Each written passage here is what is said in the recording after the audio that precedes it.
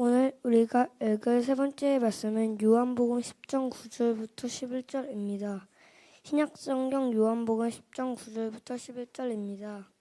나는 문이다. 누구든지 나를 통해 들어가면 구원을 받고 마음대로 들이나 들면 꿀을 얻을 것이다. 도둑이 오는 것은 양을 훔쳐다가 죽여 없애려는 것뿐이다. 그러나 내가 온 것은 양들을 생명이 되어 더욱 풍성히 얻도록 하기 위해서이다. 나는 선한 목자이다. 선한 목자는 양을 위해 자기 생명을 바치다. 아멘. 이는 거룩하신 하나님의 말씀입니다.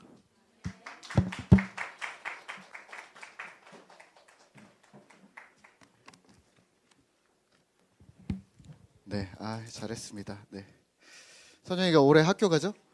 네, 그래요. 어떻게 보네. 네. 자, 우리 2024년 우리 1월 첫째 주입니다. 첫째 주 우리 신년 예배로 또 우리 꿈터교회 창립 2주년 감사 예배로 나오는데 감사 예배로 나오신 우리 성도님들을 환영하고 축복합니다. 저희 꿈터교회가 이제 꽉 만으로 2년이 됐습니다. 네, 기쁜 일이죠? 아니요.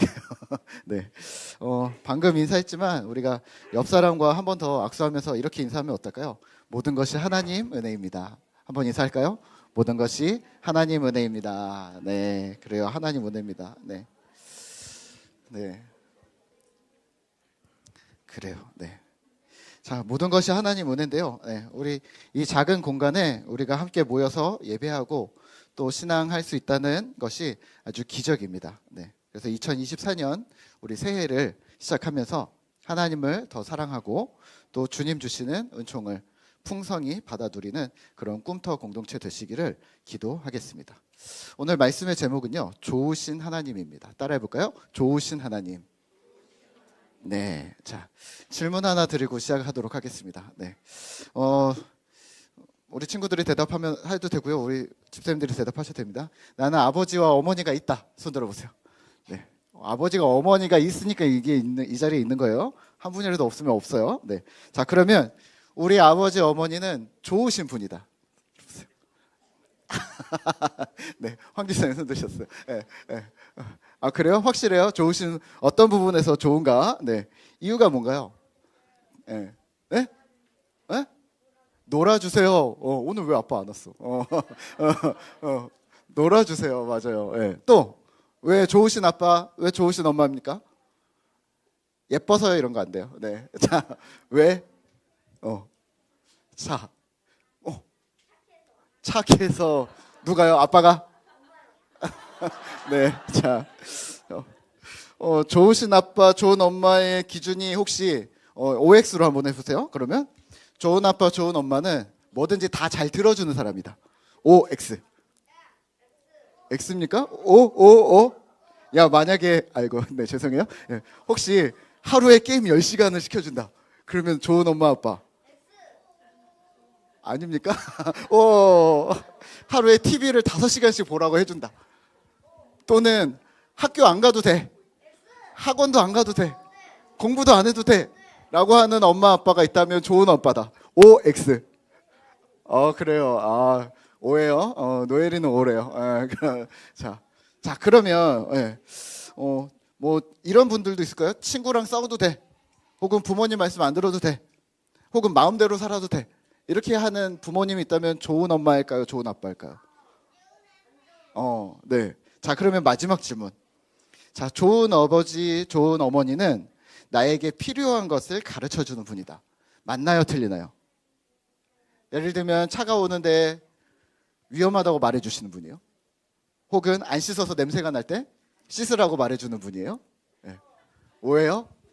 근데 우리가 씻기 싫어할 수도 있잖아요. 그렇죠? 네. 여기 혹시 씻기 싫어하는 사람 있지 않나요? 여기도 있나 본데요. 저쪽에도. 네. 씻기 싫어하는 사람 왜 이렇게 많아요? 근데 왜 다 여자애들이죠? 자, 네. 저도 어렸을 적에 집이 너무 추웠어요. 그래서 겨울에 씻기 싫어가지고 찬물로 씻어야 되는데 머리 감기가 제일 싫었어요. 딴 거는 어떻게 하는데, 그래서 양치하는 것도 너무 싫었고, 그래서 부엌에 나가서 씻어야 되는데 엄마가 문혁 너 머리 감고 와. 그러면 막 울면서 머리 감았어요. 머리는 깨질 것 같지, 너무 싫지, 머리 왜 감아야 되는지 모르겠지, 그러면서 막 울면서 감았는데 우리 집에도 그런 친구가 한 명 있어요. 네. 자, 그러면 이런 생각을 하는 거죠. 막 울면서 머리 감으면서 나를 괴롭히는 엄마는 과연 좋은 엄마인가 나쁜 엄마인가? 좋은 엄마일까요? 나쁜 엄마일까요? 좋은 엄마인가요? 나쁜 엄마인가요? 자, 이렇게 생각해 보세요. 내가 좋아하는 것을 허락한다고 좋은 엄마 아빠가 아닐 수 있어요. 그렇죠? 또는 반대로 내가 싫어하는 것을 시킨다고 해서 나쁜 엄마나 나쁜 아빠가 아니라는 거 알고 있죠. 이미 우리 모두가 다 알고 있습니다. 근데 이게 머리로는 아는데 마음이 나쁘게 반응할 때가 있어요. 아, 그래, 나한테 유익하니까 라고 하지만 마음은 이미 너무 싫은 거예요. 오늘 우리가 읽은 요한복음 10장에서도 그런 부분이 좀 있습니다. 머리로는 이해가 되지만 마음으로는 선뜻 동의가 되지 않는 불편한 부분이 있습니다. 그게 어떤 부분일까요? 오늘 요한복음 10장에서는 예수님이 자신을 뭐라고 얘기하시냐면 선한 목자라고 하십니다. 따라해 볼까요? 선한 목자. 네, 선한 목자다. 나는 선한 목자야 하면서 설명을 하세요. 목자가 뭘까요? 목자는 뭐 하는 사람일까요? 양을 지키고 양을 돌보는 사람이에요. 맞았어요. 네. 자, 근데 예수님이 자신을 선한 목자라고 하시는 이유는 목자가 양떼를 돌보듯이 예수님도 우리를 사랑하고 보호해 주신다라는 의미인 것 같아요.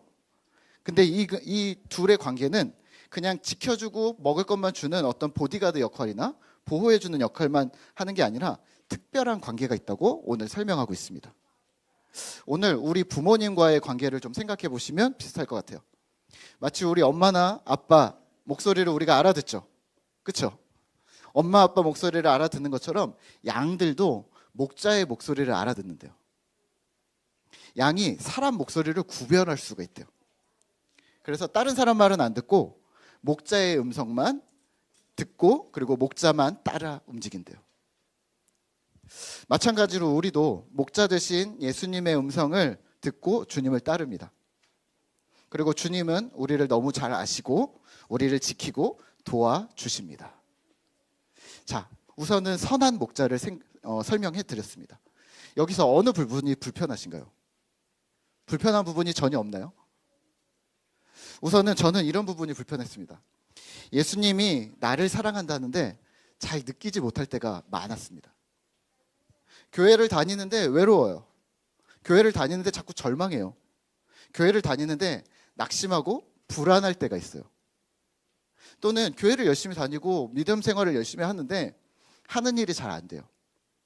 또는 원하고 바라던 일들이 실패할 때가 있습니다. 그럼 이런 질문이 자연히 드는 거죠. 진짜 사랑하시는 거 맞나? 두 번째는 목소리를 알아듣는다는데 나는 주님의 목소리를 잘 구분을 못 하겠어요. 또는 잘 못 들을 때가 많아요. 또는 또 서로 알아들어도 들었어요. 아, 주님의 목소리구나 라고 알아들었는데 따라가지 않아요. 아, 하나님 죄송해요. 지금 못 하겠어요. 지금 안 될 것 같아요. 내 맘대로 행할 때가 더 많습니다. 목자와 양이라고 하기엔 뭔가가 좀 안 맞습니다.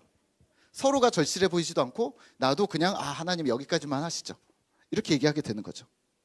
이게 목자가 맞아? 오늘 요한복음 10장에 선한 목자와 양과의 관계가 맞아? 라는 생각이 들 때가 있는 거죠. 오늘 10절인데요. 혹시 성경을 가지고 계신 분들은 가지고 계신 성경으로 한번 읽어볼까요? 도둑이 오는 것은 도둑질하고 죽이고 멸망시키려는 것뿐이요 내가 온 것은 양으로 생명을 얻게 하고 더 풍성히 얻게 하려는 것이라. 아멘. 예수님이 오신 것은 양으로 하여금, 그러니까 우리로 하여금 생명을 얻을 뿐만 아니라 더 풍성히 얻게, 그러니까 풍성한 삶을 살게 해 주시려고 오셨다고 합니다. 다시 말하면 하나님이 좋으신 하나님이래요. 어디가 좋으신 걸까요? 당신에게 하나님은 좋으신 하나님 맞습니까? 그 하나님은 지금 어디에 있습니까? 저는 좋으신 하나님이라는 이 찬양을 좋아하고 이 문구도 좋아합니다. 그래서 찬양을 불렀다기보다는, 감격으로 불렀다기보다는 사실 하나님이 좋으신 하나님이 됐으면 좋겠다. 우리 아빠처럼 좋은 하나님이셨으면 좋겠고, 우리 선생님처럼 혹님처럼 마음 좋은 하나님이 되셨으면 좋겠어. 그러니까 하나님이 그렇게 되셨으면 좋겠다라는 바람으로 많이 불렀습니다. 그래서 되게 서글프게 불렀던 거죠. 좋으신, 제발 좋아주세요. 좋은 분이 되어주세요. 이런 느낌으로 하나님을 타이르듯이 말이죠. 오늘 여러분들에게는 하나님이 이미 좋으신 하나님 맞습니까? 어떤 부분에서 진정 좋으신 하나님입니까? 그리고 그 좋으신 하나님에 대해서 저에게 혹은 이웃에게 설명해 주실 수가 있겠습니까? 사실 우리가 기독교에서 신앙을 한다는 말은 풀어서 말하면 세 가지인데요. 첫 번째는 예수를 믿고, 두 번째는 교회를 다니고, 그러니까 공동체에 속하는 거죠. 교회를 다니고, 세 번째는 믿음을 가지고 세상을 살아간다는 말입니다. 그러니까 예수를 믿고 교회 다닌다가 끝이 아니라 예수를 믿는 건 당연하고, 그리고 교회를 다니고, 그 다음에 세상에 살아간다는 말입니다. 다시 정리하면요, 이렇게 씁니다. 첫 번째, 개인 안에 믿음이 생겼다는 말입니다. 내 안에 믿음이 생겼다. 두 번째는 내가 교회 공동체라는 신앙 공동체에 속해서 공동체 구성원으로서 살아간다는 말입니다.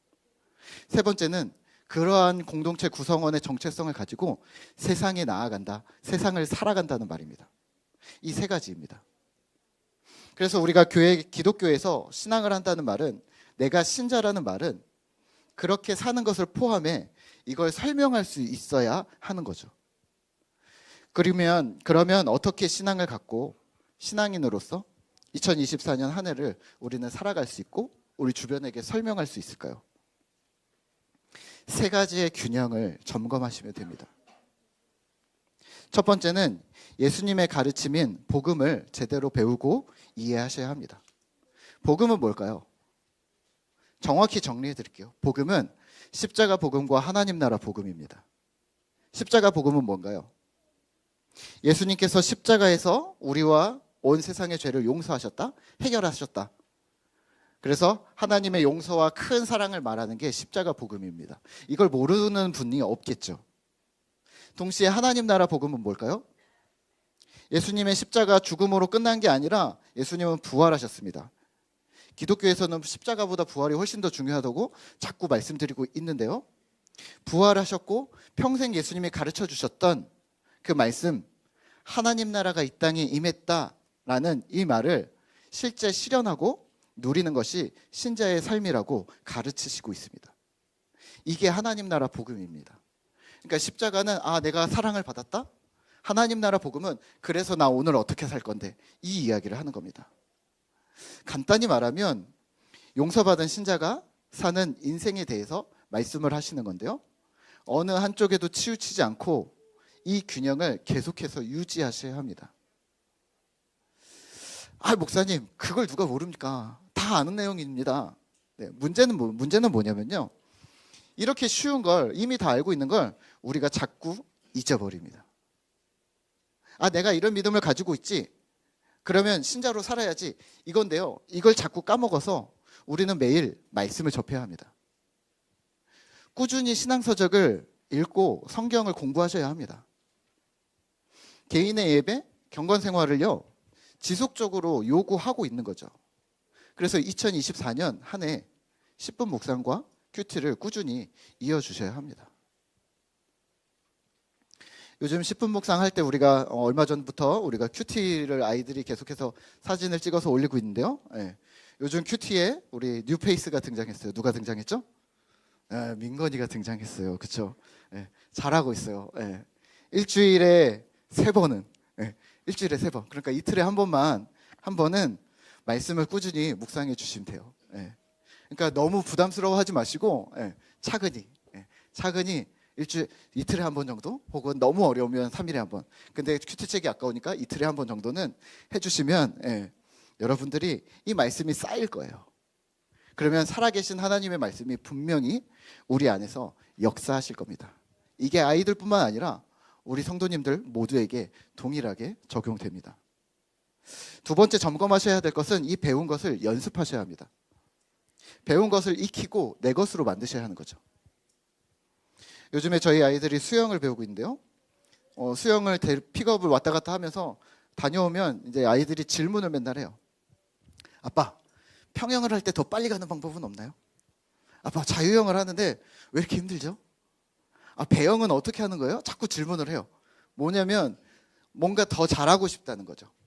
그리고 지금 하는 것보다 뭔가 한 단계 더 높아지고 싶다라는 의욕인 거죠. 그러면 저는 열심히 대답을 해줍니다. 평영할 때는 다리가 중요해. 근데 빨리 갈 때는 머리를 넣어야 돼. 머리를 숙여야 돼. 자유형은 결국엔 체력이더라. 아빠가 팔 힘이 약해서 빠르게 못 가. 다리의 힘도 좀 약해서 좀 빨리 못 가. 배영은 턱을 당겨야 돼. 이렇게 턱을 들면 물 다 마셔. 그러니까 다 마시지 않을 거면 계속 턱을 당겨. 이렇게 얘기를 계속 해줍니다. 그래야 물을 안 먹어. 이렇게 얘기해주면 아이들이 수영을 잘할까요? 야, 이렇게 하는 거야. 막 설명해주면 그 다음 날부터 아, 그렇지. 막 생각나서 막 할까요? 그렇지 않습니다. 연습해야 합니다.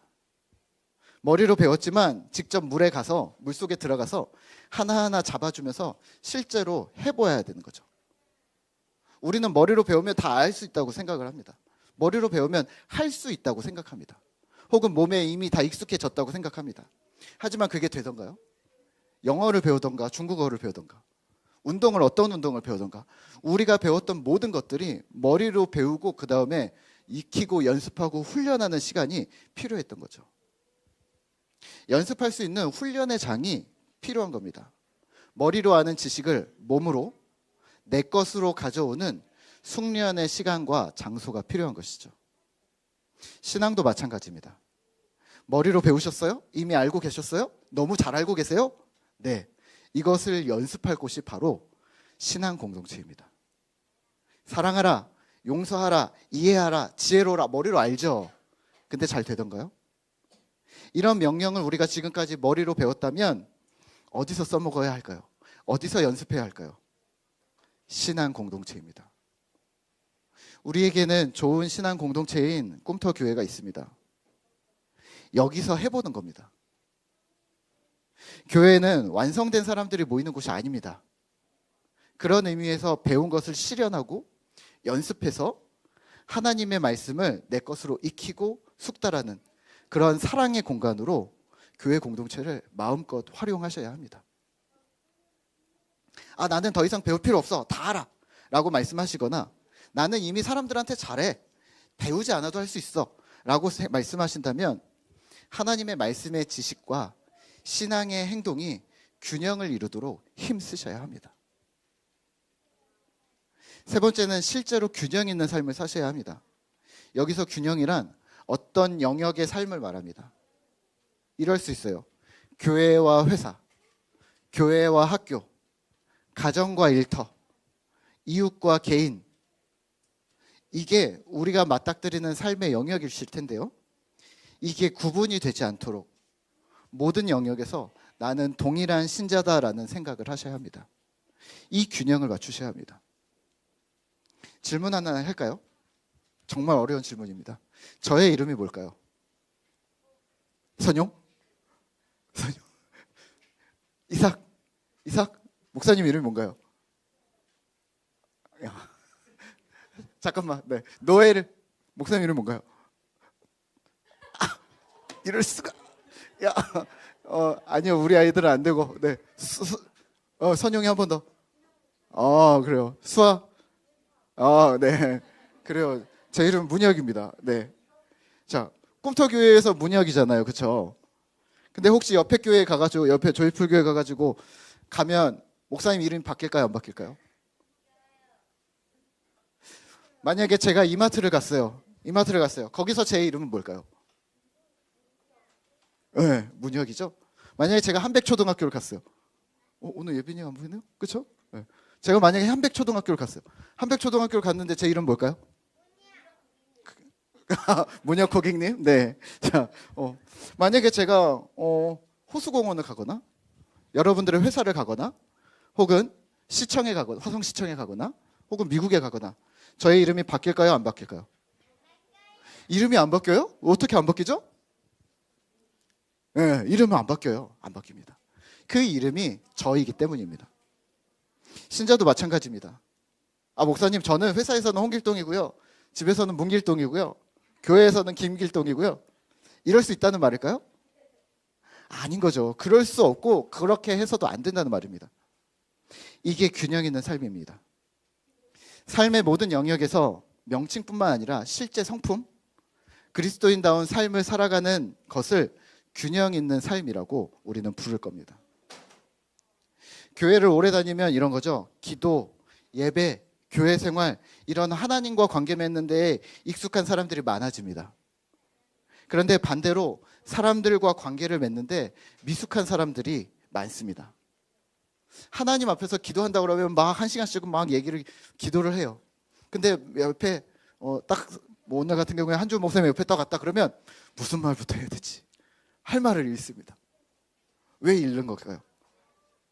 우리가 하나님 사랑, 사람 사랑이 무색할 정도로 사람에게 다가가지 못하고 사람과 말하지 못하고 관계 맺지 못합니다. 물론 교회 안에서 사랑하라는 말을 너무 많이 들어서 사랑하는 척하지만 나를 싫어하는 사람이나 나를 약간 불편하게 하는 사람이나 또는 나를 힘들게 하는 사람을 어떻게 사랑하고 어떻게 대해야 할지 우리는 잘 몰라 합니다. 교회뿐일까요? 일터에서도 학교에서도 또 우리에게 일터와 학교를 주신 하나님의 뜻을 잘 몰라 합니다. 그냥 나는 그냥 다니는 곳이야. 그냥 내가 소속한 곳이야. 이건 운명이야. 그러면서 그냥 다니고 그냥 버텨야 한다고 생각합니다. 하나님은 교회에서는 좋으신 하나님인데 학교나 일터에서는 좋으신 하나님까지는 아닌 것 같아 라는 생각을 우리가 많이 하지 않나요?